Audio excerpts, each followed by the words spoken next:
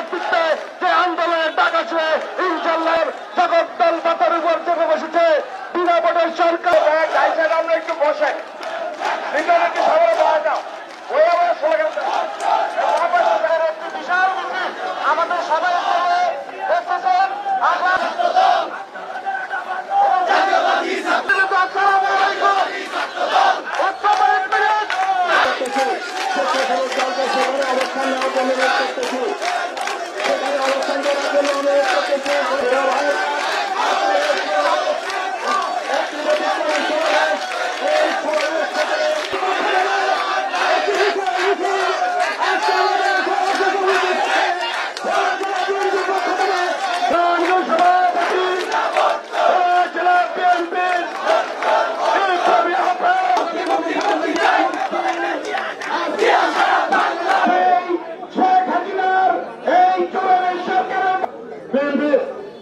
Senior নেতৃবৃন্দ এবং জনাব গোলাম নবী আলমের ভাই,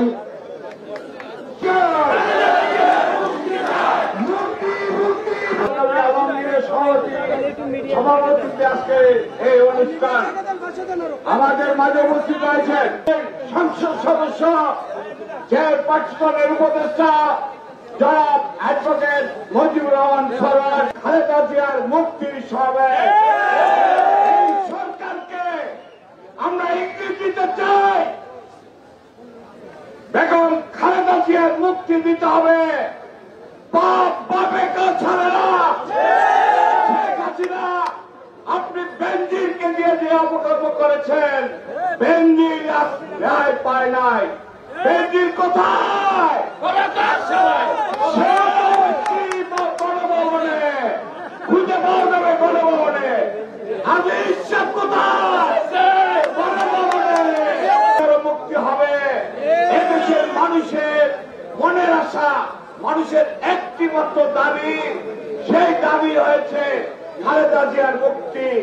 এদের মানুষের লোক মুখে যায়, লোক মুখে খায়। এদেশের মানুষের ভালোবাসা আছে, দোয়া আছে। ধন্যবাদ জানিয়ে আমি আমার বক্তব্য শেষ করছি। আল্লাহ হাফেজ।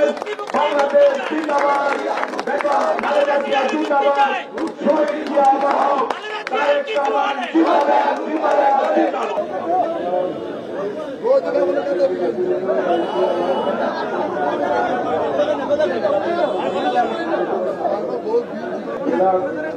আমার উপস্থিত ভাইরা আমার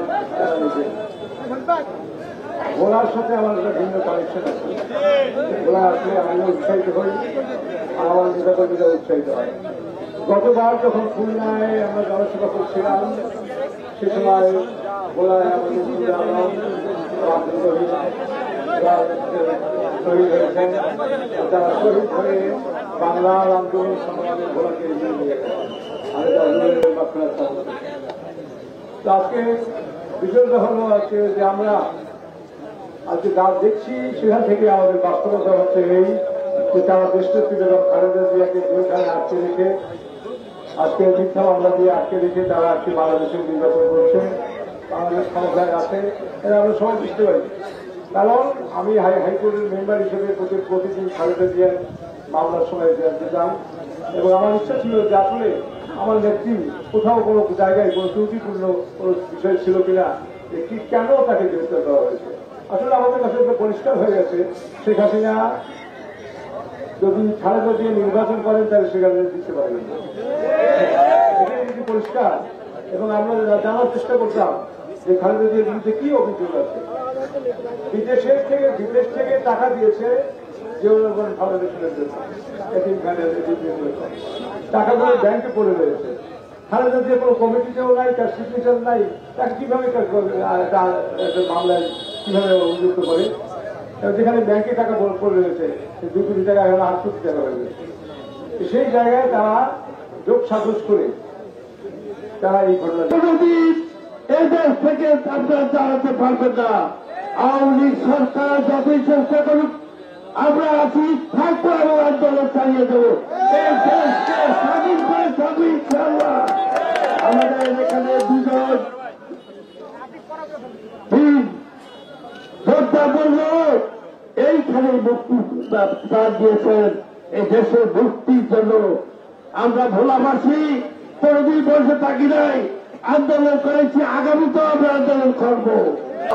আমাদের প্রতি রহমত হয়েছে, কোন বৃষ্টি হয় নাই। এই সময় একটা ইঙ্গিত বহন করে খালেদা জিয়ার মুক্তি সাবেক যুগ্ম আহ্বায়ক জেলা ছাত্র দল এ পর্যায়ে বক্তব্য রাখবেন তজরুদ্দিন বিএনপির সম্মানিত সদস্য সচিব জনাব সজিবুর রহমান সরোয়ার।